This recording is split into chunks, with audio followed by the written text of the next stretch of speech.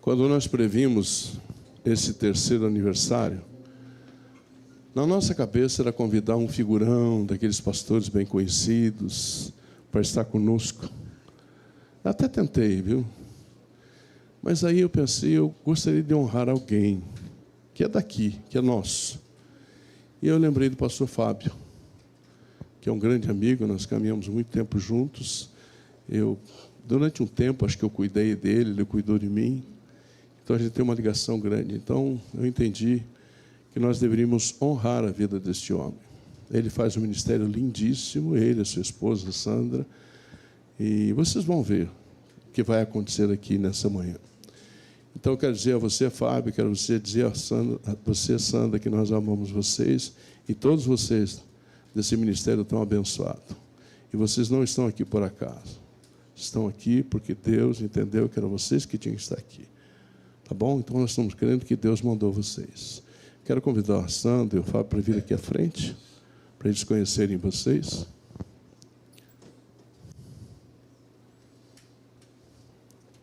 Isso. Cavalheirescamente isto. Gostaria de ver seu papai ali também, Fábio? Tudo bem, né, seu Caíde? Então, Sandra, uma alegria receber vocês, viu? Prazer muito grande receber vocês. E dizer para vocês que a casa é de vocês, tá bom? Que ele pregue tranquilo, como se estivesse na casa dele, estivesse fazendo as coisas normais dele. E eu creio que Deus vai usá-lo para a glória dele, tá bom? Então, muito obrigado por vocês estarem aqui, tá ok? Eu vou fazer uma oração e ela vai transmitir para ele, vocês vão entender como é que funciona a dinâmica. Ela vai sentar lá com o microfone, ele vai pregar daqui com gestos, e nós vamos entender através da tradução dela, tá bom? É espetacular, é maravilhoso, é incrível, vocês vão ver, tá bom? Eu vou orar por vocês, pode ser? Pai, obrigado pela vida desse casal tão precioso, pela vida do pastor Fábio, companheiro, amigo. Pai, que muitas vezes as pessoas não reconhecem, não entendem o ministério. Então, nessa manhã eu quero declarar, Senhor, que nós entendemos esse ministério e queremos mesmo honrar esse ministério e honrar a vida desse casal e de todos que participam desse ministério. Que o Senhor use o pastor Fábio agora de uma forma, como o Senhor sempre faz, de uma forma maravilhosa, Senhor. E que nós saiamos desse local, impactados pela mensagem que o Senhor tem para nós nessa manhã. Abençoe a Sandra e os outros intérpretes para que nós possamos entender a Tua palavra. Que tudo aconteça aqui para o louvor da Tua glória, em nome de Jesus. Amém.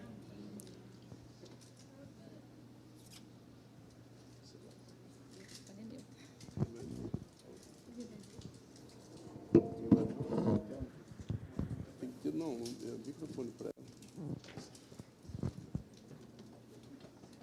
Vai eu dando o microfone para ele, ó, sem noção.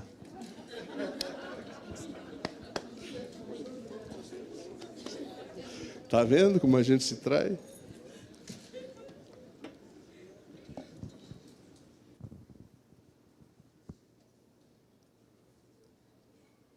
Bom dia. Bom dia aos irmãos e às irmãs. Eu quero agradecer ao pastor João, ao reverendo João Simonetti, pelo convite em estar juntamente com os irmãos nessa manhã. Também nós temos alguns surdos, os intérpretes. Estamos todos aqui nesse momento tão festivo, né, de 3 anos de aniversário da igreja. O sinal do pastor João Simonetti é esse. Eu sou grato a Deus pela vida do pastor João. Eu vi alguns outros pastores, o pastor Paulo, o pastor Márcio, que está aqui também, o meu pai, que está presente. Quero agradecer também a minha equipe, os intérpretes, os surdos que estão aqui juntamente conosco. Que povo lindo!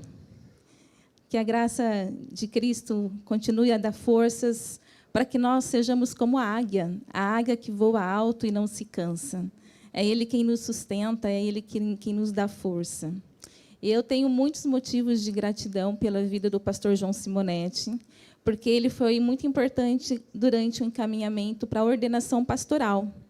né? Porque pastores ouvintes é comum, né, irem para esse processo de ordenação. Mas o meu processo de ordenação, sendo surdo, né, foi diferente, e o pastor João Simonetti foi quem me ajudou, foi abrindo os caminhos e consegui passar por todas as fases, né, as exigências do presbitério. E sou o primeiro pastor surdo da Igreja Presbiteriana Independente do Brasil, então eu sou muito grato ao pastor João, a ele e a sua família também. Amém. Nessa manhã, nós vamos falar sobre novos começos, ou seja, as pequenas coisas, como que as coisas elas começam. E eu vou trazer a figura para vocês de Zorobabel. Zorobabel, ele foi um governador dos judeus, e Deus designou a ele, e ele tinha uma ordem do rei Ciro que fosse construir o templo. E quando a gente olha para ele, ele nos traz uma figura, uma lição muito importante a respeito dos começos, de como se deve ser vistos os pequenos começos. E quando a gente pensa, né, na importância das nossas vidas diante de um novo começo e como que as coisas vão se dando, eu me lembro que eu estava fazendo uma disciplina de mestrado com vários participantes de diversas regiões do mundo. Então, nós tínhamos alguns que eram italianos, ingleses, enfim, americanos. E aí, durante essa disciplina, nós fomos fazer uma de hebraico. Então, imagina só, eu, surdo, estudando, fazendo mestrado no hebraico, né? E foi uma fase muito importante para mim, uma fase de aprendizado, porque o estudo ele era bem mais profundo, porque eu uso a Libras, lá também tinha 1 ou 2 surdos que usavam o hebraico, o estudo era do hebraico. E aí eles me disseram que o meu nome era Zorobabel. E eu pensei, mas, né? Então, eu sempre, cada aluno precisava se identificar com um nome em hebraico. E o meu, eles disseram, Fábio, o seu vai ser Zorobabel. E, para mim, foi assim um desafio, e eu sempre me apresentei como Zorobabel. Zorobabel é aquele que está nos pequenos começos. E eu fui reconhecido pelos alunos, né, pelos colegas, como Zorobabel. E, conhecendo já o texto, conhecendo já a história da construção do templo, o meu olhar voltou para Zorobabel, e a gente vai perceber que a Bíblia tem algumas menções no Antigo Testamento a respeito de Zorobabel, traz algumas informações de quem foi ele, mas a importância que ele teve na construção do templo. Mas foi um homem que foi muito perseverante, porque houveram várias objeções contrárias à construção do templo, daquilo que Deus havia designado que ele liderasse, que ele fizesse. Por exemplo, nós conhecemos bastante a história de Jó, né? Sabemos da história de Jó, de tudo que aconteceu, as suas perdas, de como que Deus foi generoso, né, com Jó no cuidado e como Deus restituiu todas as coisas que ele havia perdido. E quando a gente pergunta no contexto religioso, e Zorobabel? Às vezes as pessoas não sabem tão bem quem foi Zorobabel, né? Então, nós vamos agora nos aprofundar um pouquinho nessa história e de como que ele foi importante, né, durante o seu povo, o seu governo, e principalmente na construção do templo. Ele tinha 2 profetas muito importantes, Zacarias e Ageu, que trouxeram a ele, né, palavras de ânimos em relação à construção do templo. Bom, Zorobabel ele foi um homem muito ousado. E o texto que eu quero deixar com vocês é de Zacarias, capítulo 4, versículo 10, que diz assim: por quem despreza o dia das coisas pequenas? Pois esse se alegrará vendo o prumo na mão de Zorobabel. No versículo 10, na parte A, nós temos ali também, diz assim: pois quem despreza o dia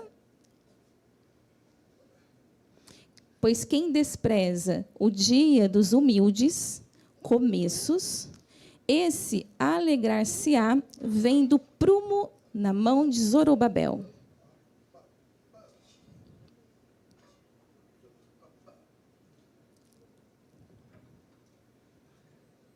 Isso, colocar a mesma versão que eu estou utilizando, né? O dia dos humildes começos. Esse alegrar-se-á vem do prumo na mão de Zorobabel. Nós vamos ficar com essa parte A do versículo. E olhem só, pois quem despreza o dia dos humildes? Numa outra versão, vai dizer assim, não desprezem os começos humildes, pois o Senhor se alegra ao ver a obra começar, ao ver o prumo na mão de Zorobabel. Olhem só, Deus, às vezes a gente olha para as pequenas coisas, ou os pequenos começos, e a nossa régua é de fazer algumas medições. E, às vezes, a gente fala assim, é pequeno demais, ou é simples demais, ou nós temos a tendência a valorizar as coisas que são grandes à nossa vista, aquilo que nós entendemos. E ali, para Zorobabel, vem essa palavra, né? Zacarias vem e diz assim para ele, olha, quem despreza vai se alegrar. Não tem nada construído ainda, mas vai se alegrar. O que a gente pode entender nesse primeiro momento? É que, diante daquilo que você está começando, daquilo que para você é pequeno, a palavra de Deus para você nessa manhã é que considere as coisas pequenas, porque Deus tem um olhar muito diferente. E aí, qual que é o contexto aqui de Zorobabel? Quando o rei Nabucodonosor, ele foi rei, ele, então, conquistou, né, e destruiu o templo e levou o povo todo para o exílio.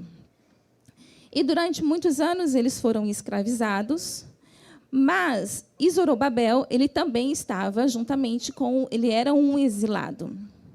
E aí a palavra vai dizer que depois de 70 anos de exílio, o rei Ciro, ele decreta a seguinte lei. Ele então vai falar que tudo aquilo que havia sido tomado no templo antigo, alguns utensílios que haviam sido tomados por Nabucodonosor, deveriam ser devolvidos ao povo, e eles deveriam construir o templo novamente. Quanto tempo que eles ficaram exilados? 70 anos. Mas, olhem só, esse tempo de exílio terminou. E agora, eles eram livres, e eles tinham uma ordem de Deus. Lá tinham jovens, tinham velhos, tinham crianças. E a ordem era que, ao voltar para Jerusalém, eles precisariam construir o templo. Só que, em alguns momentos, o próprio povo, eles começaram a desanimar da construção. Mas vai ser difícil. Ou começaram a desprezar aquilo que Deus havia, a ordem de Deus para a construção do templo. E aí, Zorobabel, sendo um dos exilados, certo?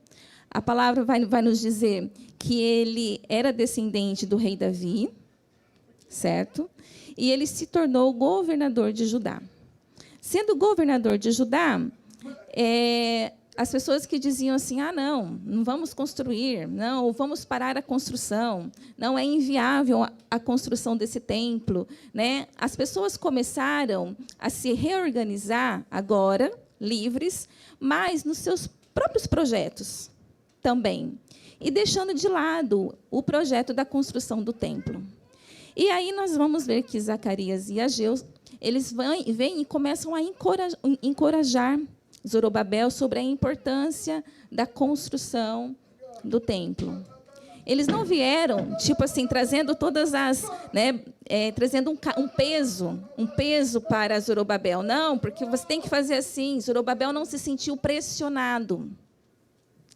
mas ele se sentiu impulsionado a não desistir do projeto de Deus da construção do templo. Então, ele foi incumbido a ele a liderar agora a construção. Observem que os profetas, eles não impunham, mas eles motivavam. Olha a importância da liderança. Eles trouxeram palavras de motivação para que Zorobabel não desistisse. E foram muitos anos, anos de altos e baixos, no quais Zorobabel pensou em desistir, né? Onde tramaram, né? E falaram, olha, durante um período é proibido a construção.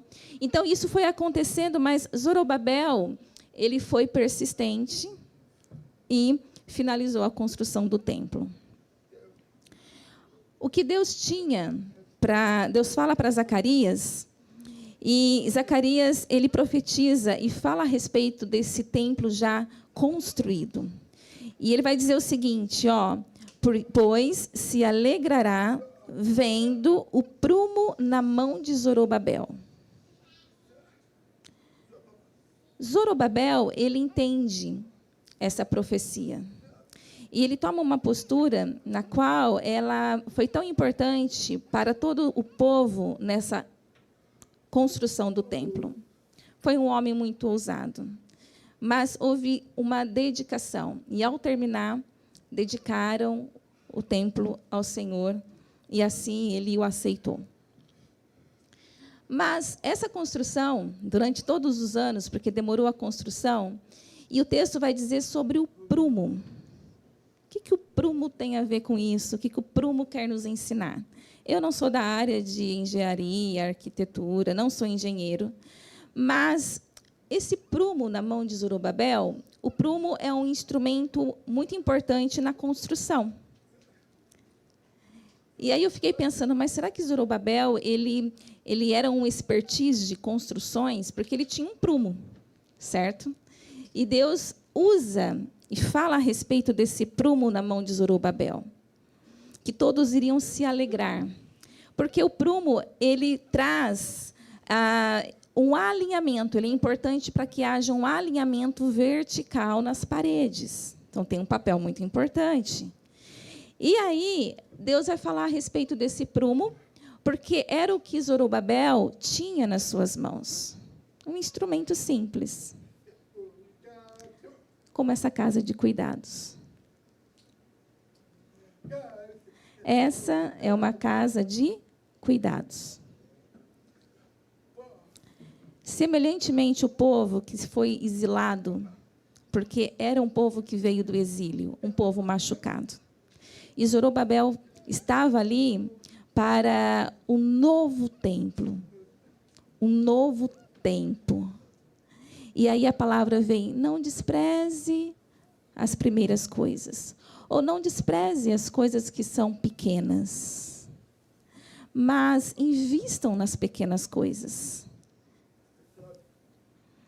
Zorobabel, ele era um governador. E, aos olhos das pessoas, era algo muito simples o que ele tinha para essa reconstrução, para a construção. Assim como Deus também, ele olha para essa igreja. Começos. Não despreze os pequenos começos.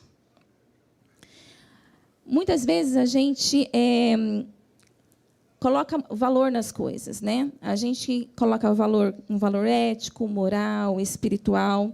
A gente coloca valor nas coisas que são financeiras. Mas, independente do que as coisas venham nos trazer, a gente precisa pensar que as pequenas coisas, elas também têm um grande valor. Aquilo que é simples aos olhos das pessoas tem valor. Não é preço que nós estamos falando de valor. E eu posso falar isso com propriedade.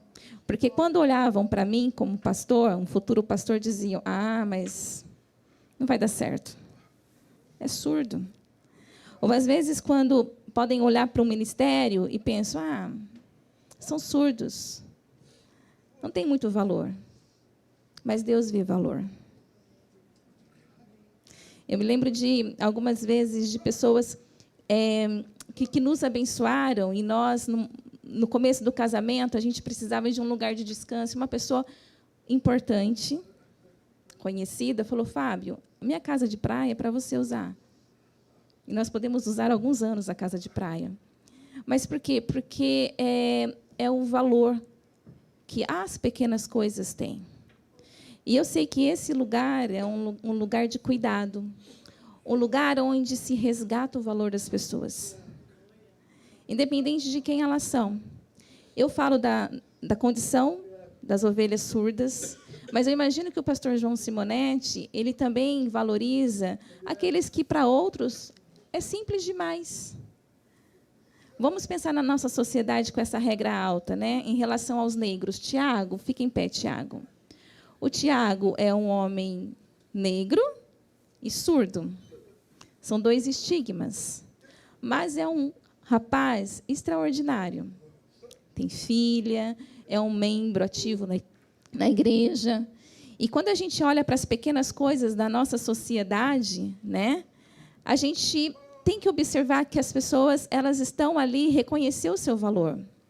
Lembram-se de Jesus, quando Jesus ele foi preso, e aí teve toda aquela situação dos discípulos, depois todos os discípulos sumiram, e no determinado trajeto de Jesus, pegaram um sirineu para que ele carregasse a cruz de Jesus. O sirineu veio de onde? Ele era um africano.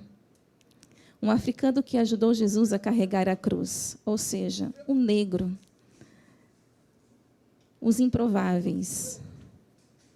E esse negro, ele não fez como os discípulos. Ele não fugiu, ele não se escondeu, ele não teve medo.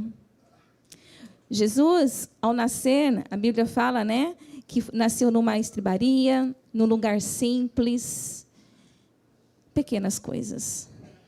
E quando a gente fala daqueles reis que vieram, né, e abençoar Jesus naquele primeiro presente, nós tínhamos também um africano.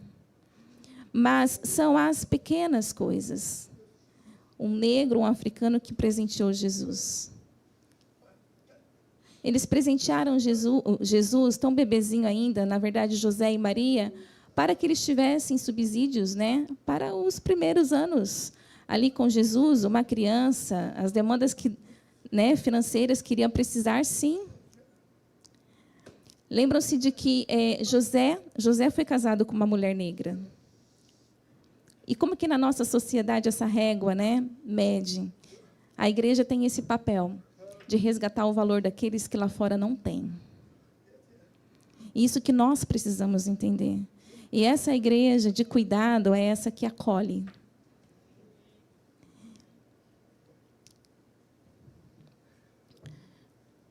Então, em relação às coisas que são pequenas, às vezes elas estão diante de nós todos os dias, e você deve estar pensando assim, mas o que eu tenho é pequeno demais. Mas o que você tem de pequeno na mão de Deus se torna grande. Lembram da parábola dos talentos? Que o servo deu 1 talento, o Senhor deu um talento para um servo, deu 2 talentos para o outro e deu 5 talentos, 1, 2 e 5. E na volta, o Senhor ele quis saber, né, quem que tinha administrado. E aqueles que souberam administrar, se duplicou. Então, às vezes, para você é pequeno demais, mas você precisa saber administrar. Administrar com graça, com sabedoria, vai crescer. O que a gente não pode fazer diante de uma situação que para nós é pequena, ou se nós estamos achando que é um pequeno, eu não sei fazer. É difícil para mim. E a pergunta que eu faço para você nessa manhã, o que você tem na sua mão? Faça. Mas não sei, eu acho que não vai dar certo, é simples demais. Faça aquilo que você tem nas suas mãos. Pode ser pequeno demais, mas tem um valor muito grande para Deus. Comece pequeno, para que você possa terminar grande. Então, valorizando as pequenas coisas, a gente ver que em Deus a régua é diferente. Então, não importa se para ele se é pequeno ou se é grande. Deus ele não vê nessa perspectiva. Deus vê o valor que as coisas têm. Se são grandes ou se são pequenas. Podem se tornar coisas notáveis. O que nós não podemos fazer é desistir diante dos desafios para esse pequeno começo. O que nós não podemos fazer é desanimar diante das circunstâncias, né, desfavoráveis nesse primeiro começo, diante das pequenas coisas. A palavra de Deus fala que Deus escolhe as coisas que são pequenas para confundir aquelas que são grandes. Aquelas que são sábias demais para confundir aqueles que são simples demais. Lembram de Jacó? Jacó que cuidava lá das suas ovelhas, né? E Ló vem querendo dividir as ovelhas e vão lá montar uma estratégia, e Jacó fica com aquelas que não eram as melhores. Mas ele vai e cuida e elas começam a crescer. E Jacó continuou ali apacentando as suas ovelhas, e ali tinha a bênção de Deus diante de ovelhas que não eram tão sadias assim. Eram as mancas, né? E Ló ficou com a parte... Tá bom? Ele que ficou com as pequenas, com as ovelhas, isso mesmo, Labão, pastor. E aí, as dele não se multiplicaram. Ou seja, Deus, ele usa as coisas, não é? Que são simples para confundir aquelas que são sábias. Deus usa as coisas loucas deste mundo para confundir aquelas que são sábias demais. Deus escolhe aquilo que é fraco para confundir aquilo que é forte. Deus escolhe aquelas que não têm valor para confundir aquelas que aparentemente têm grande valor. Ou seja, o olhar de Deus, o padrão de Deus é muito diferente do nosso. O padrão de Deus é muito alto, mas é um padrão que valoriza ou resgata aquilo que não tem valor. Por isso que eu desejo, e eu quero que você deseja também, nessa manhã, dar valor às pequenas coisas. E essas pequenas coisas entregar nas mãos de Deus, porque Ele sim sabe administrar perfeitamente, e Ele quem dá sabedoria a nós para administrar, para que as pequenas coisas se tornem grandes. Quando nós colocamos Deus no centro, não é, dos nossos começos, Ele vai prosperar. Deus, ele vai usar você para confundir aqueles que acham que você não tem tanto valor assim. Deus nos usa. Não é nada sobre nós, mas é tudo o que Deus faz por meio de nós. Às vezes você pode olhar para aquilo que você tem, né, e falar, mas é desprezável, não tem tanta importância. Mas Deus, ele pode, sim, e ele usa as pequenas coisas. Ou às vezes você fala assim, não, né? Na verdade, ninguém quer ser o último, né? A gente sempre quer estar na primeira fila. Ou a gente quer coisas, a gente pode, deve sim sonhar com coisas grandes. Mas aquilo que é pequenininho, aquilo que ninguém vê, ele pode crescer e se tornar grande. Lembram-se de José? José que teve todo aquele período de perseguição, de prisão, foi vendido, foi escravo. Como que José era? Como é que José estava? Um pequenino, um insignificante, mas que Deus o tornou um governador. Aquele que era pequeno, sem muita importância. Deus sempre faz assim. Deus não começa do grande. Deus começa dos pequenos. E eu lembro que falavam assim, você, Fábio, você vai pregar, Fábio. Mas como você vai pregar, Fábio? Não sabe falar português, mas como que você vai pregar, Fábio? Achava que eu não sabia português, né? Aí, às vezes, nas brincadeiras, né, fazia um bolinho de papel e jogava, falava, Fábio. O professor de português falava, mas como que, né, o surdo como é que ele vai ser pastor? Será que vai dar certo? Será que o intérprete que vai falar por ele? Eu duvido que é Ele mesmo. E hoje eu estou aqui, irmãos, diante de vocês, ministrando uma palavra que não é minha. Falo em Libras, a Sandra dá voz para as minhas mãos. Por que surdo não pode pregar? De onde tiraram isso? Depois de um tempo, um professor que ele achava que talvez meu ministério não iria, não ia dar certo, ele me viu pregando e ele falou: Fábio, eu estava equivocado. Ou seja, você também pode. Deus pode fazer através de você. Um cego pode pregar, um surdo pode pregar, um deficiente físico ele pode pregar. Imagine você, por que não?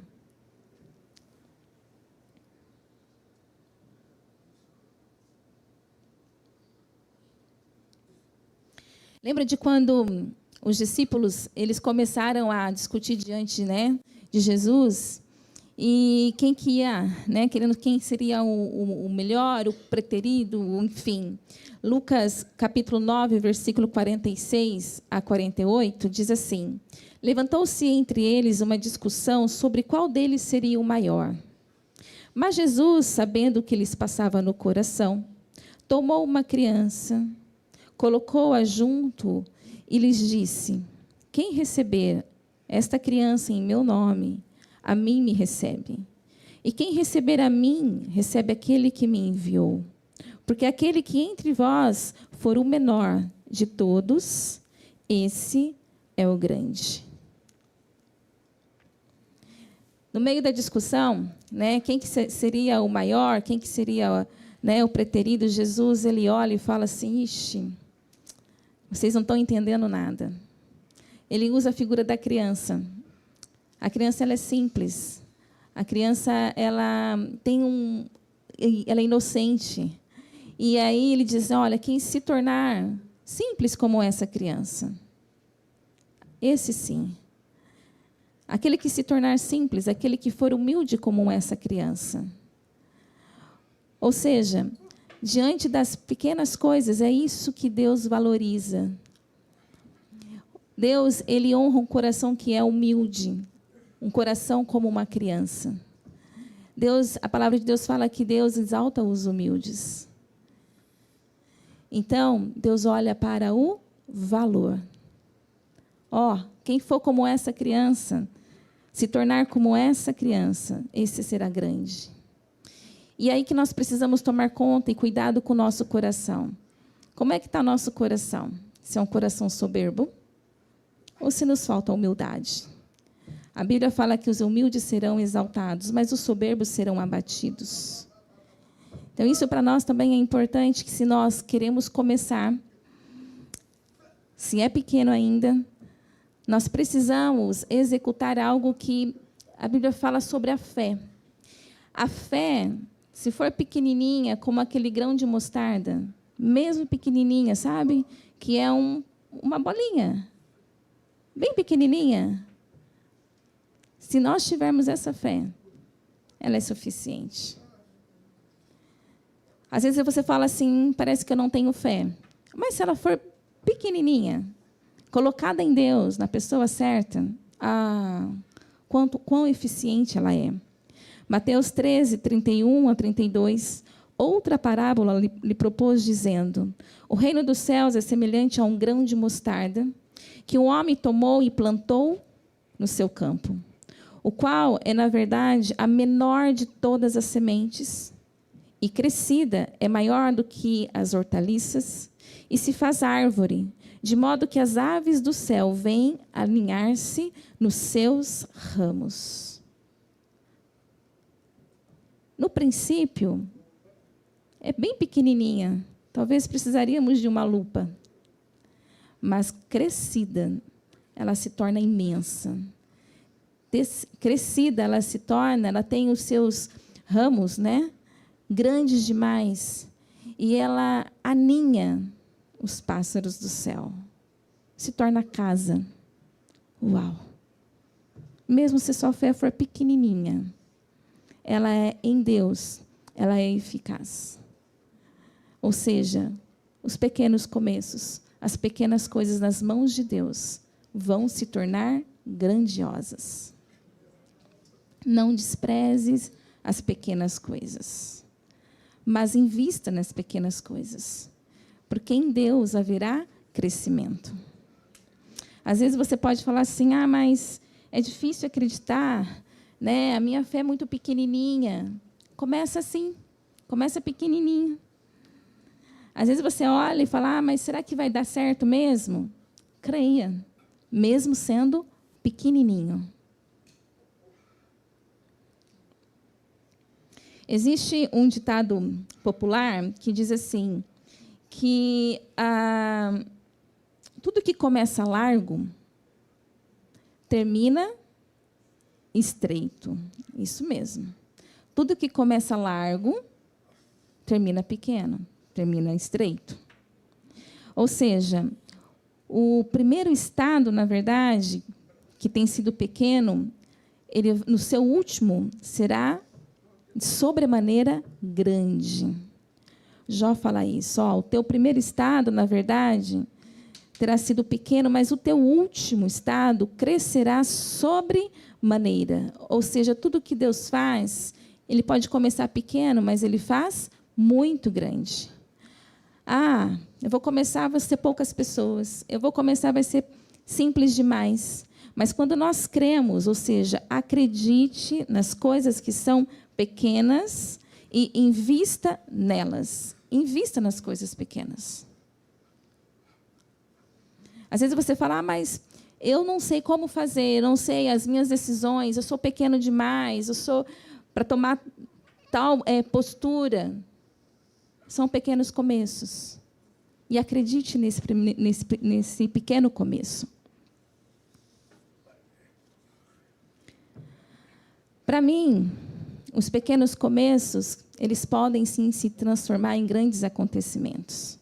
E a Bíblia traz para nós vários relatos de pequenas coisas, de coisas que eram simples, de coisas que eram insignificantes e que Deus fez algo muito grande. Olhem só alguns exemplos. Gideão, com poucos homens, lembram? Gideão, com poucos homens, ele venceu um grande exército.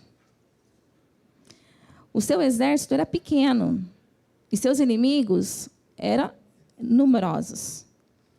Sansão diz que com uma queixada de jumento, de jumento, ele venceu 1000 soldados. Uau! 1000 soldados. Com essa queixada. Sansão só tinha uma queixada, tá? E ele vai e vence 1000 soldados, com escudo, com espada. E ele apenas segura a queixada do jumento e os vence. 1000 soldados. Uau!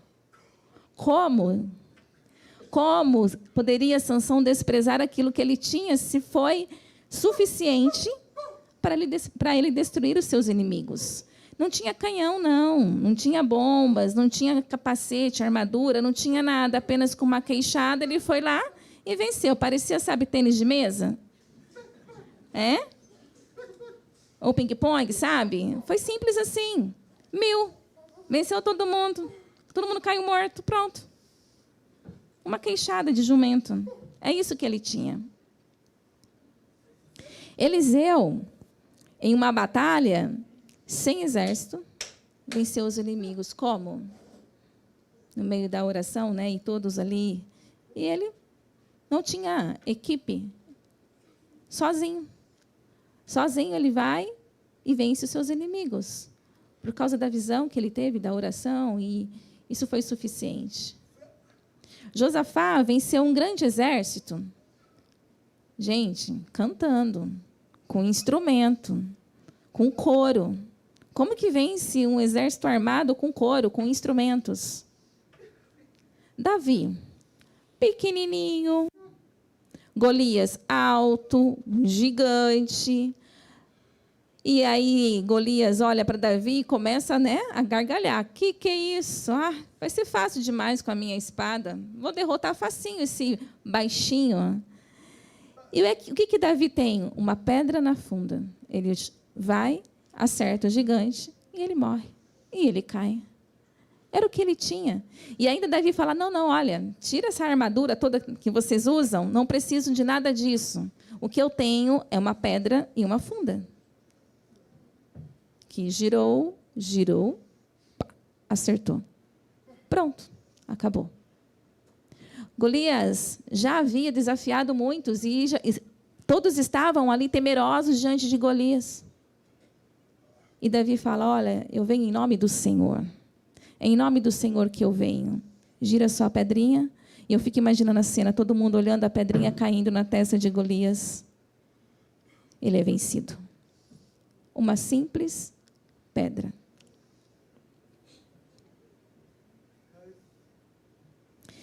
Elias, ele tinha aquela viúva que estava com muitas dívidas, passando por necessidade. E aí, lá na casa dela, ele fala, tem farinha, tem azeite. E foi lá, e com aquilo ela conseguiu pagar as suas dívidas, trazer sobrevivência. Apenas isso. Ora, ele orou e multiplicou, e ele tinha o bastante para a sua subsistência. Quando Jesus estava diante da multidão, Jesus, ele vê que a multidão estava faminta, e ele fala assim, olha, o que temos para alimentar essa multidão? Fala, olha, nós temos apenas 5 pães e 2 peixes, e na mão de Jesus isso se multiplicou, e a multidão foi alimentada, foi sustentada, foram fartos, e ainda sobrou peixes. Sobrou 12 cestos. Era muito que eles tinham. 5 pães e 2 peixinhos. O suficiente para alimentar a multidão. O prumo na mão de Zorobabel, um instrumento. Todos se alegraram ao ver o prumo na mão de Zorobabel. E o templo foi construído. Eram ex-exilados, pessoas machucadas, durante muitos anos, que puderam se alegrar novamente. Para esse novo tempo de acolhimento. Então, diante de um pequeno episódio, algo grande pode acontecer. E as coisas que, a princípio, não estamos ainda tão felizes, a alegria vai vir, porque ela se tornará grande. Zorobabel nos dá esse exemplo de perseverança, um exemplo de acreditar na palavra, na ordem que veio para ele, e a alegria foi para todos. Como é importante que nós venhamos dar valor às pequenas coisas e aos pequenos começos, que diante de Deus Ele tornará grande. Então, para você, nunca pense que Deus se esqueceu. Deus não se esqueceu, Ele não se esquece de nós. Deus está no controle de todas as coisas. Use aquilo que Ele colocou nas suas mãos. Não pense, Deus esqueceu de mim, o que eu vou fazer da minha vida? Como é que vai ser agora? Deus não se esquece de nós. Lembram de Davi? Davi, ele não foi o primeiro a ser escolhido, a ser ungido sacerdote, a ser ungido rei, perdão. Não foi. Os seus irmãos, na escolha de quem seria ungido, seus irmãos eram fortes. E o próprio pai de Davi se esqueceu dele. Mas Deus não se esqueceu de Davi, que estava lá pastoreando as ovelhas. E ele vem e é ungido rei. Pequenos começos, pequenas coisas. Davi foi esquecido pelo próprio pai. O próprio pai não viu o valor. O pai terreno. Quantas vezes você pode ter se sentido esquecido por pessoas. Mas Deus é aquele que não se esquece. Deus nunca se esquece. Deus não se esqueceu de Davi. O seu pai terreno esqueceu, mas Deus não. Então, quero deixar isso para vocês nessa manhã, que Deus não se esquece. E Deus está nas pequenas coisas e nos pequenos começos.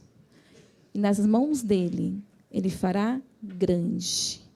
Coisas pequenas se tornam grandes nas mãos de Deus. A partir do momento que nós estamos alinhados com o plano dele. Às vezes a gente não entende, mas Deus tem planos sempre maiores e melhores do que os nossos. Então, que Deus continue conduzindo essa igreja para um novo tempo de crescimento. As coisas que estão diante de Deus, conforme os seus planos, alinhado ao plano de Deus. Deus pode fazer coisas grandes. Creiam somente. Creiam que Deus pode fazer e vai acontecer. Creiam somente. Sem duvidar. Sem duvidar. Creia somente. Para a gente concluir, eu quero deixar um versículo para vocês, de Jó, capítulo 36, versículo 5. Deus é poderoso. Ele não despreza ninguém. Ele é grande em força e em entendimento. Guardem isso. Jó 36, 5. Amém? Creiam, irmãos. Creiam que coisas grandes Deus ainda fará. Amém?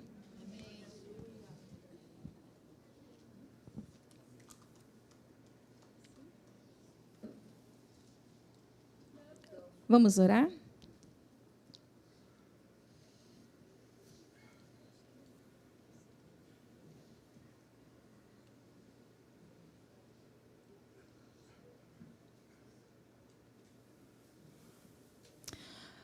Ó Deus, Tu és o Deus verdadeiro. Tu és o Abba, Pai. Os nossos olhos estão postos em Ti e Tu és grandioso, inexplicável. Nós colocamos os nossos olhos diante de Ti e tributamos a Ti honra, porque Tu és o Rei dos Reis. Tu és o nosso amado. Tu és o nosso Deus. Pai, nesta manhã, nós reconhecemos a importância de darmos valor aos pequenos começos, as coisas que são pequenas. E pedimos que, em nome de Jesus, o Senhor esteja nos capacitando para que nós possamos trabalhar em favor do Teu reino. Que nós não venhamos querer delegar aquilo que o Senhor nos designou a fazer. Pai, colocamos os nossos olhos em Ti e sabemos que tudo vem de Ti. Que os Seus planos são muito maiores. Que, às vezes, a nossa percepção é de que é pequeno, que é simples, mas para o Senhor tem grande valor. Então, nesta manhã, Pai, nós queremos colocar a nossa fé em Ti, e que coisas grandes o Senhor ainda fará. O Senhor pode fazer. Pai, aqueles que de repente na caminhada estão cansados, estão sobrecarregados, Tu és um Deus amoroso, misericordioso, é aquele quem traz o sustento, aquele quem traz a força. Tua misericórdia sobre nós, ela não tem fim, ela é infinita. E o Senhor é aquele quem acolhe, aquele quem enxuga as lágrimas, aquele que levanta o abatido. Então, ó Pai, aqueles que estão se sentindo abatidos, que o Senhor esteja levantando nessa manhã. Pai, aqueles que estão com necessidades ou enfermidades, que o Senhor esteja tocando nessa manhã. Nós clamamos em nome de Jesus e pedimos a cura da alma, a cura do corpo. Pai, que em nome de Jesus, pessoas que às vezes estão enfermas porque não conseguem perdoar, que haja perdão e que haja cura em nome de Jesus. Pai, que relacionamentos sejam restaurados nessa manhã. E promova, Senhor, a cura que os nossos irmãos precisam. Nós depositamos, Senhor, a nossa fé diante de Ti. Alguns estão pensando assim, mas é pequena. Mas ela é o bastante. Se for pequenininha, em Ti como ela é eficaz. Então, Senhor, nós declaramos que estamos em Ti, firmados em Ti. Te agradecemos, ó Deus, porque Tu és aquele quem cuida de nós. E nós queremos e nós sabemos que precisamos segurar firmemente em Ti. Ó Deus, muito obrigado por esta manhã tão linda. Conforme a Tua palavra diz, quão bom e quão suave é que os irmãos vivam em comunhão. E nessa manhã nós estamos em comunhão aqui. E nós nos alegramos por tudo que o Senhor já fez. Confiantes que o Senhor tem muitas coisas ainda para fazer. Então pedimos a Sua bênção sobre o pastor Simonete, a sua esposa, os auxiliares, os líderes dessa igreja, em nome de Jesus, Pai, que eles venham desfrutar dessa beleza, da comunhão que há em Ti, e que o óleo da unção caia sobre as suas cabeças. Nós Te damos graças, porque até aqui o Senhor os sustentou, e o Senhor continuará sustentando. E esse prumo, Pai, é o alinhamento que nós precisamos, constantemente estar diante da Tua presença, alinhados ao Teu propósito, alinhados à Tua visão. Abençoa a Sua igreja, Pai, em nome de Jesus. E mais uma vez, somos gratos por essa família da fé. Em nome de Jesus, amém. Recebam a bênção, queridos.